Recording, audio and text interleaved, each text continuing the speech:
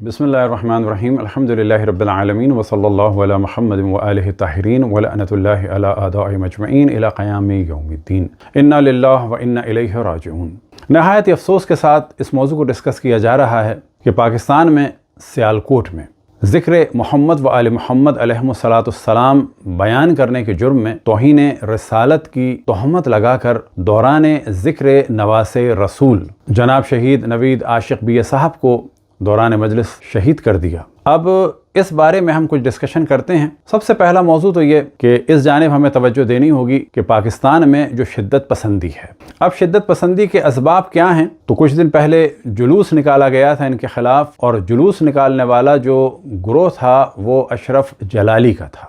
اور یہ وہ لوگ ہیں کہ جو کبھی توہین رسالت کے نام پر ایک مسیحی جوڑے کو بھٹے میں ڈال دیتے ہیں، جبکہ وہ خاتون کہ جن کا نام تھا شمع بی بی اور ان کے شوہر کا نام تھا شہزاد مسیح، اور یہ خاتون حاملہ تھیں اور 4 سال کا بچہ دیکھ رہا تھا یہ منظر۔ تو کبھی ہم دیکھتے ہیں کہ آسیہ بی بی کا ایشو بنایا جاتا ہے، اور جب اس کیس میں کچھ ڈسکشن کرتے ہیں سلمان تاثیر صاحب تو ان کو قتل کر دیا جاتا ہے، جبکہ وہ توہین رسالت کے کسی بھی اعتبار سے مرتکب نہیں تھے۔ انہوں نے یہ کہا تھا کہ اس قانون کو مس یوز نہ کیا جائے۔ تو پھر ہم کبھی دیکھتے ہیں کہ کمسن مسیحی بچی کو قرآن کی توہین کے جرم میں سزا دینے کی کوشش کی جاتی ہے، جبکہ وہ قرآن خود ایک مسجد کے ملا نے جلایا تھا۔ تو کبھی ہمیں وہ منظر نظر آتے ہیں کہ ایک بینک مینیجر کو توہین رسالت کے نام پر ایک وہاں کے پیون نے قتل کر دیا۔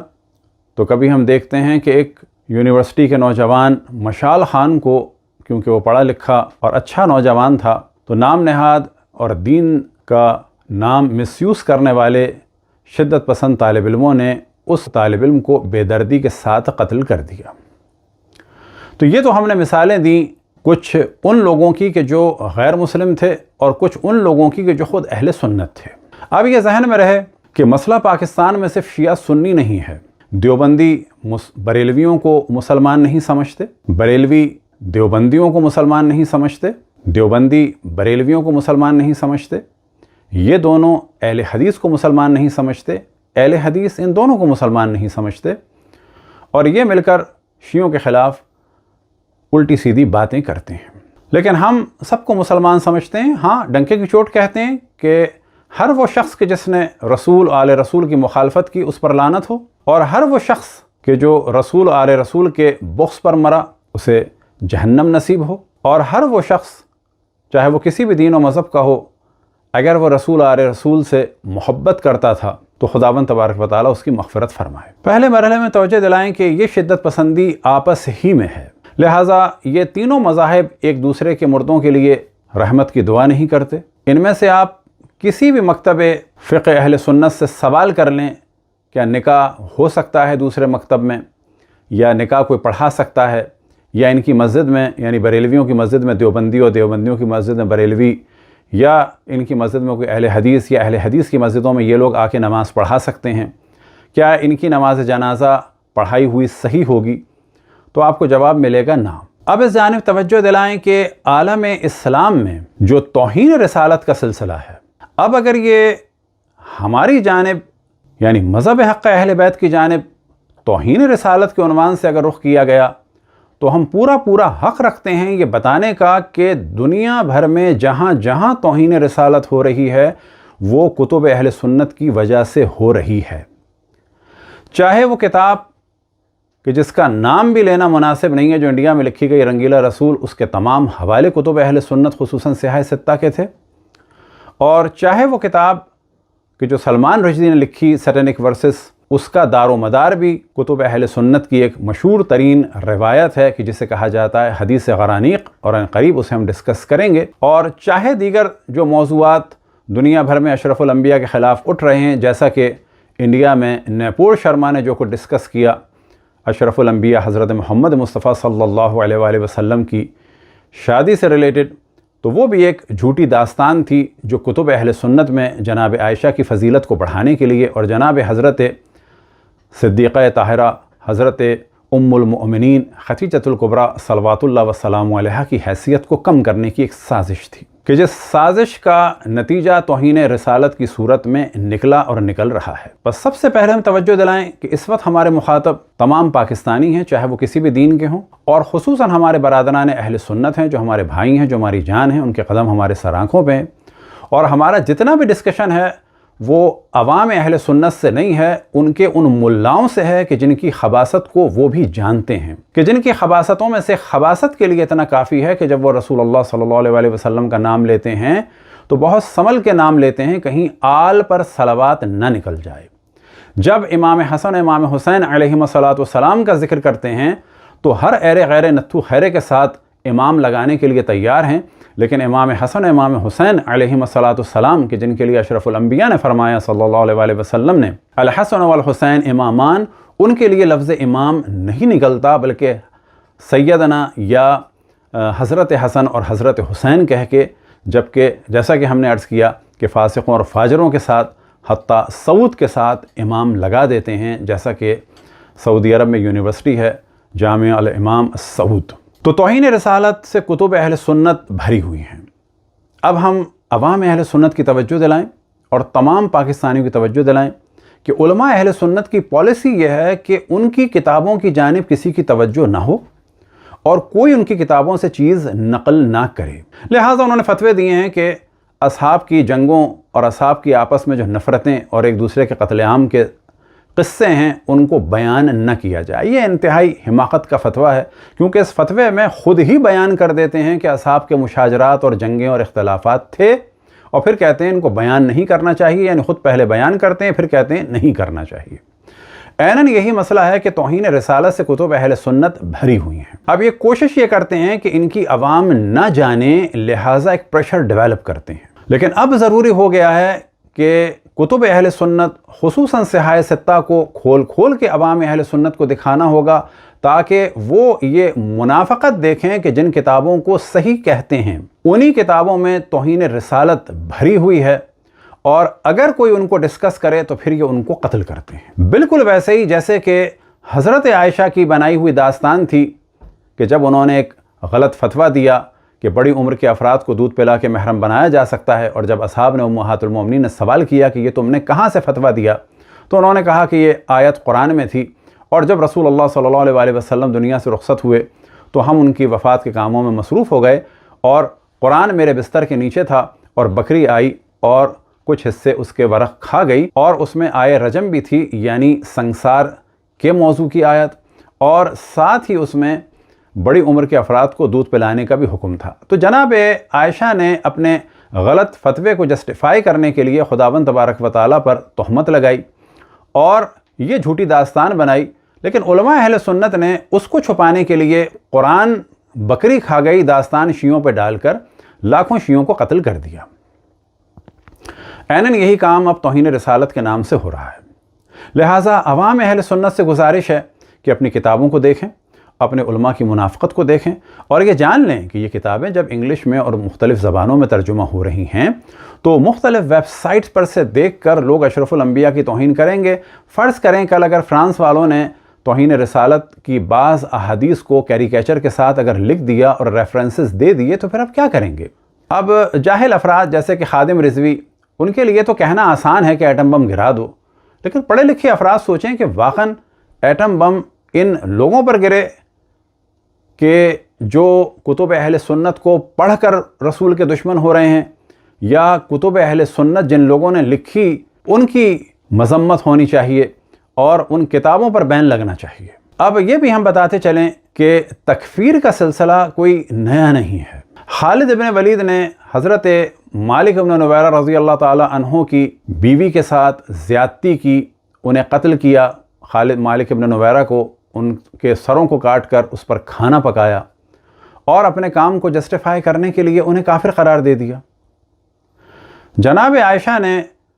جناب عثمان کو کافر قرار دیا اور کہا اقتلوا ناصل فقد کفرا،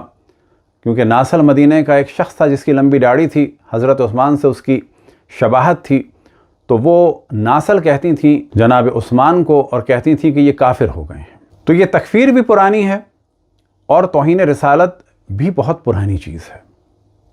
توہین رسالت اگر دیکھنی ہو تو اشرف الانبیاء کی زندگی میں جو سب سے بڑی توہین رسالت نظر آتی ہے وہ اہل سنت کے دوسرے خلیفہ جناب عمر کی زبان سے نظر آتی ہے کہ جب رسول اللہ صلی اللہ علیہ وآلہ وسلم کو انہوں نے نسبت دی حجر، ہذیان اور بکواس کی، اور صحیح بخاری میں جب اس کا ترجمہ بیان کیا گیا تو اشرف الانبیاء حضرت محمد مصطفیٰ صلی اللہ علیہ وآلہ وسلم کے لیے کہا گیا برا رہے ہیں، اور برانا اور بڑبڑانا یہ اردو میں مشترک الفاظ ہیں۔ آج کسی جج سے کہا جائے کہ تم کیا برا رہے ہو تو وہ توہین عدالت کی سزا دے گا۔ یہ پاکستانیوں کی ذمہ داری ہے کہ ججوں سے کہیں کہ آپ کیا برا رہے ہیں، اور جب سینٹ میں یا پارلیمنٹ میں کوئی اجلاس ہو رہا ہو تو وہاں پر ایک دوسرے سے کہیں کہ آپ کیا برا رہے ہیں، اور جب وہ ناراض ہوں کہ یہ کیا زبان ہے، یہ کیا لب و لہجہ ہے، یہ کیوں آپ ہماری توہین کر رہے ہیں، تو بتایا جائے کہ یہ زبان، یہ لب و لہجہ، یہ طرز تکلم اشرف الانبیاء حضرت محمد مصطفیٰ صلی اللہ علیہ وآلہ وسلم کے لیے صحیح بخاری کے ترجموں میں نقل ہوا، اور یہ ترجمہ کیا گیا جناب عمر کے اس قول کا قد غلبہ الوجع اور انہو یحجر اور حجر رسول اللہ اور ان الرجل لیحجر کہ یہ شخص بکواس کر رہا ہے۔ اب اس جانب توجہ رہے کہ ہمارے بھی کچھ افراد، خصوصاً لاہور کے سامری کے کچھ ایجنٹ جو اس وقت سوشل میڈیا پر ہیں، اور ان میں سے کچھ ایسے لوگ ہیں کہ جن کے بارے میں کچھ نے بتایا ہے کہ یہ فیملی کے اعتبار سے مکس ہیں، کچھ ان کے یہاں قائدیانی ہیں، کچھ اہل سنت ہیں، اور کچھ ان کے یہاں شیعہ ہیں۔ یہ لوگ خصوصاً سوشل میڈیا پر ویڈیوز بنا رہے ہیں ذاکروں کی اور نوحہ پڑھنے والوں کی اور اسی طرح سے منقبت پڑھنے والوں کی، اور ان پر کفر کا الزام دے رہے ہیں۔ اور بلا شک یہ وہی کام ہے جو سپاہ صحابہ یا دیگر دہشت گرد تنظیمیں کروا رہی ہیں، خود بھی کر رہی ہیں اور ان سے کروا رہی ہیں تاکہ یہ کہا جائے کہ شیعوں میں کفر ہے، الحاد ہے۔ تو اس جانب مومنین کی بھی توجہ رہے، اور جیسا کہ میں نے توجہ دلائی تمام پاکستانی ہمارے مخاطب ہیں، ہمارے جتنے بھی ادارے ہیں، حکومت وہ جان لے کہ جس نہج پر لے جایا جا رہا ہے یا جس نہج پر قوم کو چھوڑ دیا گیا ہے، یا اگر پالیسی یہ ہے کہ ہر کچھ دن کے بعد ایک ایسا واقعہ ہو کہ جس کے بعد حکومت یا سیاستدانوں سے لوگوں کی توجہ ہٹ جائے، تو یاد رکھیں کہ پاکستان بدتر سے بدتر ہوتا چلا جائے گا۔ لیکن آخر میں ہم خود توجہ دلائیں اپنے برادران اہل سنت کی، وہ ہمارے جان ہیں، وہ ہمارے بھائی ہیں، لیکن اپنے علماء کے اگر کاموں پہ آپ نے توجہ نہیں دی تو بالکل مطمئن ہو جائیں ایک بہت بڑی تعداد دین سے نکل جائے گی۔ اور وہ علماء یہ جانتے ہیں کہ اگر ان کی کتابیں کھل کے پبلک میں آ گئیں تو واقعاً لوگ دین سے نکل جائیں گے۔ اور اہل بیت کے چاہنے والے یعنی شیعہ مولا امیر المؤمنین علیہ الصلوۃ والسلام، یعنی ہم اشرف الانبیاء حضرت محمد مصطفیٰ صلی اللہ علیہ وآلہ وسلم کے بعد سے اور ان کے زمانے سے اہل بیت علیہ الصلوۃ والسلام کا ساتھ دیتے رہے، اور ان کو صحیح معنی میں قرآن اور اہل بیت کو اسلام کا سورس سمجھتے ہیں، اور ہم اشرف الانبیاء کے حکم سے قرآن اور اہل بیت کو اسلام کا مین سورس سمجھتے ہیں، ہم دین انہی سے لیتے ہیں۔ اور اہل بیت کے مقابلے میں یہ جو باغیانہ تحریکیں اٹھیں، جو توہین رسالت سے شروع ہوئیں، توہین اہل بیت سے شروع ہوئیں، کہ جس کا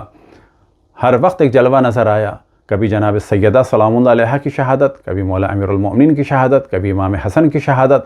اور پھر ان کے جنازے پہ تیر چلانا، تو کبھی امام حسین کی شہادت، اور رسول کی بیٹیوں کو اسیر کرنا۔ ان چیزوں کو ہم ڈسکس کرتے رہے، لیکن عوام اہل سنت جو ہمارے بھائی ہیں وہ دیکھیں کہ ان کے علماء مظلومیت اہل بیت کو چھپاتے رہے، اور چھپانے کے لیے کبھی پتھراؤ کرتے رہے اور کبھی تہمتیں لگاتے رہے کہ شیعہ بچے کاٹتے ہیں، تھوک کے پلاتے ہیں،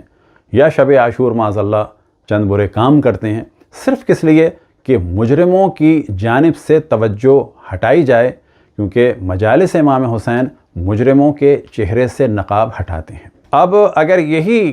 کیفیت رہی تو تحریک لبیک کے افراد ہوں یا جلالی جیسے دشمن رسول آل رسول کے افراد ہوں، وہ یہ جان لیں کہ یہ ہمارا حق ہے کہ آپ کو اور آپ کی عوام کو صحائے ستہ میں جو توہین رسالت ہے اس سے آشنا کریں، اس کے اردو ورژن بھی دکھائیں اور اس کے دیگر زبانوں کے ورژن بھی دکھائیں، تاکہ اوروں کو بھی پتہ چلے کہ یہ وہ کتابیں ہیں جو توہین رسالت کا مصدر ہیں، جو توہین رسالت کا مبدا ہیں، جو توہین رسالت کا ایک ڈھیر ہیں، اور ان کتابوں کو بچانے کے لیے یہ اتنا شور کیا جا رہا ہے۔ اور اس شور کو بڑھانے کے لیے اگر شیعان اہل بیت علیہم السلام کو ٹارگیٹ کیا تو بلا شک یہ ہماری پوری قوم کی ذمہ داری ہے، بچوں کی ذمہ داری ہے کہ صحائف ستہ اور دیگر کتب میں، اور اسی طرح سے دیوبندی اور بریلوی علماء نے جو اشرف الانبیاء حضرت محمد مصطفیٰ صلی اللہ علیہ وآلہ وسلم کی شان میں گھٹیا الفاظ اور عبارتیں استعمال کیے ہیں، ان کے اسکین نکالیں، ان کو ریکارڈ کریں، ان کو دنیا بھر میں بھیجیں، اور خصوصاً ہمارے برادران اہل سنت کی توجہ دلائیں۔ اور تیسری دفعہ ہم کہیں کہ برادران اہل سنت ہمارے بھائی ہیں، ہماری جان ہیں، ان کے قدم ہمارے سر آنکھوں پہ، لیکن ان کے فاسق اور فاجر اور درباری ملاؤں اور ان کے درمیان زمین تا آسمان فرق ہے۔ ہم ان کے ملاؤں کے جو دشمن رسول آل رسول ہیں ان کے مخالف ہیں اور رہیں گے جب تک کہ وہ رسول آل رسول کے فضائل بیان نہ کریں، اور رسول کے والدین کی توہین کا سلسلہ جب تک وہ نہیں چھوڑیں گے تو ہم ان کو اسی طرح سے نشانہ بناتے رہیں گے۔